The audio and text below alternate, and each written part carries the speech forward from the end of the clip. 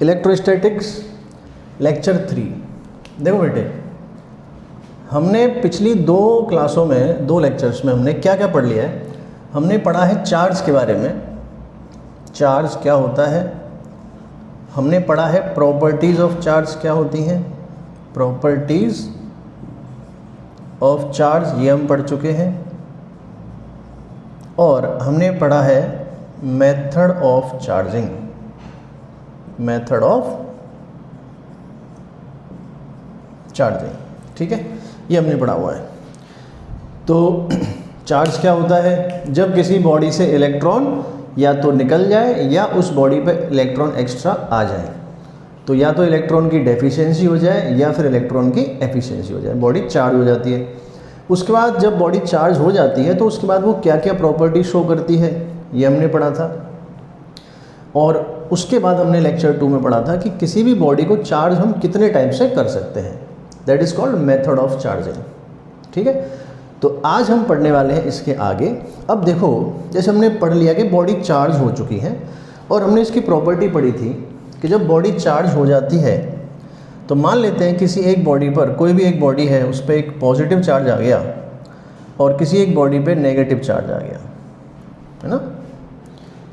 तो बेटे positive charge आने का मतलब क्या था, इस बॉडी से इलेक्ट्रॉन निकल गए तो इस पे इलेक्ट्रॉन की कमी हो गई, क्योंकि पहले नंबर ऑफ प्रोटॉन्स और नंबर ऑफ इलेक्ट्रॉन्स दोनों इक्वल थे, लेकिन अब क्योंकि इलेक्ट्रॉन निकल गए हैं यहाँ से तो electron as compare to proton कम हो चुके हैं, तो प्रोटॉन यहाँ पे ज़्यादा है एज़ कम्पेयर टू इलेक्ट्रॉन, इसलिए ये बॉडी पॉजिटिवली चार्ज है। और अगर कोई बॉडी नेगेटिवली चार्ज है, उसका क्या मतलब था कि इस बॉडी पर इलेक्ट्रॉन ज़्यादा है एज़ कम्पेयर टू प्रोटॉन। कैसे आता है, मेथड ऑफ चार्जिंग हमने पढ़े थे। तो अब मान लीजिए कि बॉडी चार्ज हो चुकी है, एक बॉडी पे पॉजिटिव चार्ज है, एक बॉडी पे नेगेटिव चार्ज है। अब हमने प्रॉपर्टी के अंदर ये पढ़ा था, हमने ये देखा था बेटे कि जब बॉडी चार्ज हो जाती है तो वो कुछ प्रॉपर्टी शो करती हैं और चार्ज बॉडीज़ आपस में एक दूसरे पर फोर्स लगाती हैं। जैसे मान लो कि ये प्लस और माइनस, तो opposite nature of charges attract each other, so these two bodies will attract each other. ये दोनों एक दूसरे को अपनी तरफ अट्रैक्ट करेंगी, पॉजिटिव वाली नेगेटिव वाली को अपनी तरफ अट्रैक्ट करेगी, नेगेटिव वाली पॉजिटिव वाली को अपनी तरफ अट्रैक्ट करेगी, और दोनों एक दूसरे पर equal and opposite force apply करेंगे, equal and opposite force apply करेंगे, ठीक है, ठीक है। अब सवाल आता है कि ये फोर्स कितना अप्लाई करते हैं, है ना। अब उस टाइम पर जब ये सारी बातें हो रही थी, बॉडी को हमने चार्ज कर लिया, तो अब ये सवाल आया दिमाग में कि चार्ज बॉडी एक दूसरे पर फोर्स तो लगाती है, लेकिन ये फोर्स कितना लगाती हैं, कितना लगाती हैं और इसकी डायरेक्शन क्या होती है, ये सब बातें आई। अगर चार्ज ज़्यादा ले लें तो कितना फोर्स लगेगा, चार्ज अगर कम है तो कितना फोर्स लगेगा, है ना। तो इस तरह की बातों को फिर बाद में डिस्कस किया गया। तो अब बेटे इसमें हमारा एक लॉ आता है, that is called Coulomb's law. क्या बोलते हैं उसको, Coulomb's law.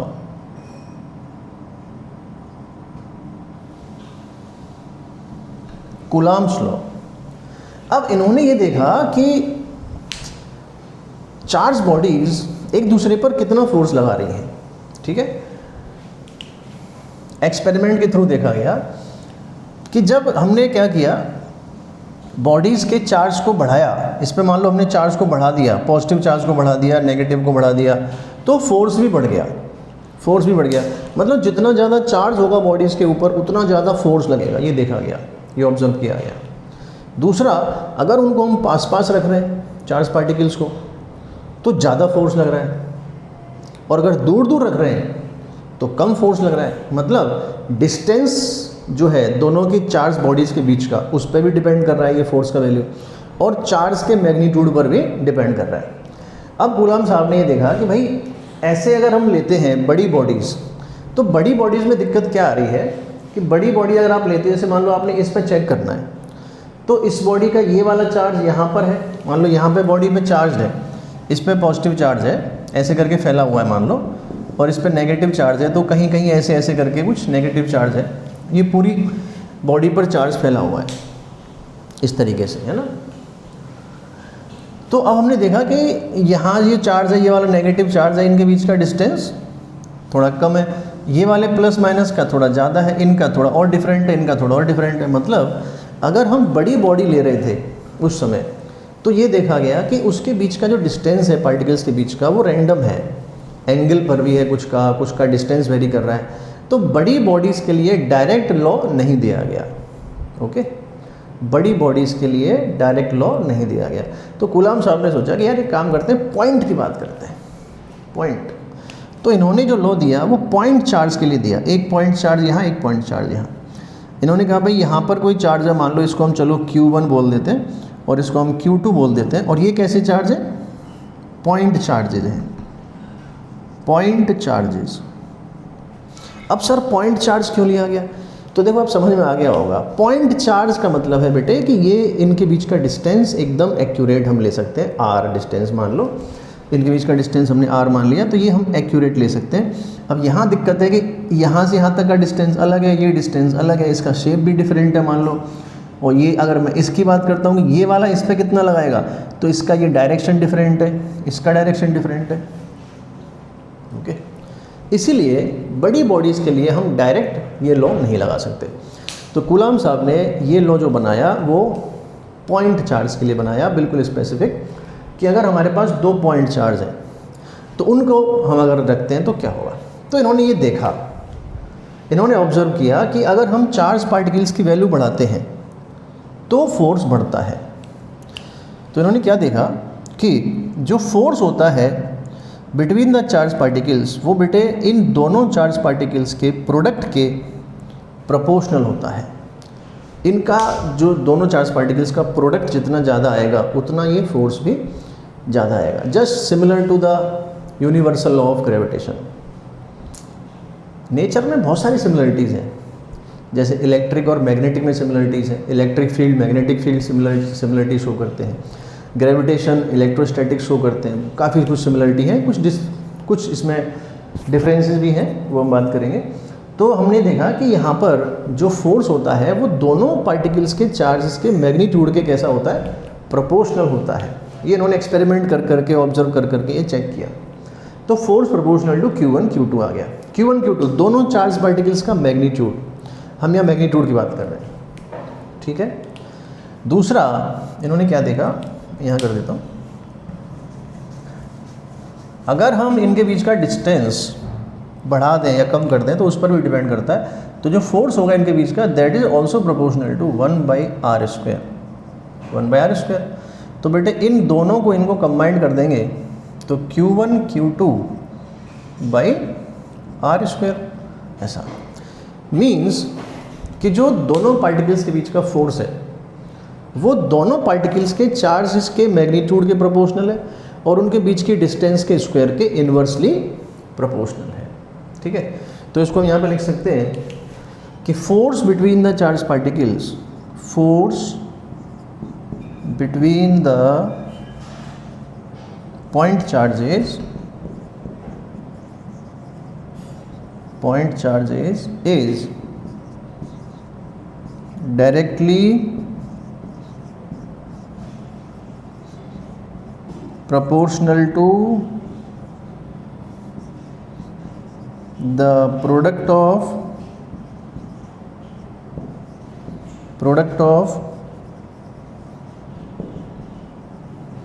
magnitude of charges and inversely proportional to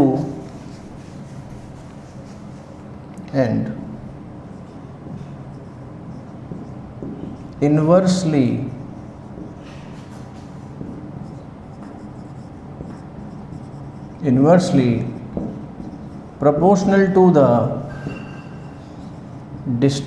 square of distance between them। Okay, ये आ गया हमारा कूलम्ब्स लॉ। और डायरेक्शन क्या होती है, and directed along the line joining the particles, and directed along the line joining the particles. Okay, ये आ गया। तो आई होप आपको समझ में आ गया होगा यहाँ तक, ठीक है। चलिए इसको हम हटाते हैं। ये हमारा हो गया कूलम्ब्स लॉ।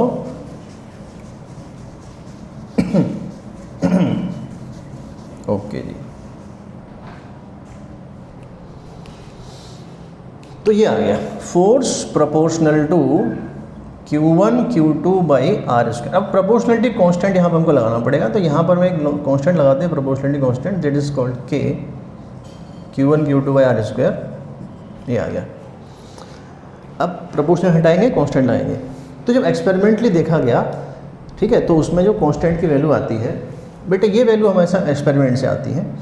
तो जो K की वैल्यू आती है वो आती है आपकी, इसको बोला गया 1/4 पाई एप्सिलॉन नॉट, और इसकी वैल्यू आती है 9 × 10⁹ न्यूटन मीटर स्क्वायर पर कूलम स्क्वायर।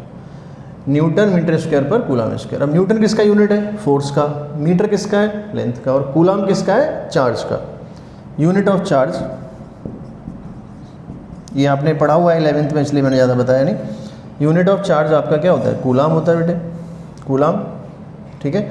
और आप एक कह सकते हैं 1 कूलम में 3 × 10⁹ इलेक्ट्रोस्टैटिक यूनिट, इसको हम शॉर्ट में लिखते हैं ESU।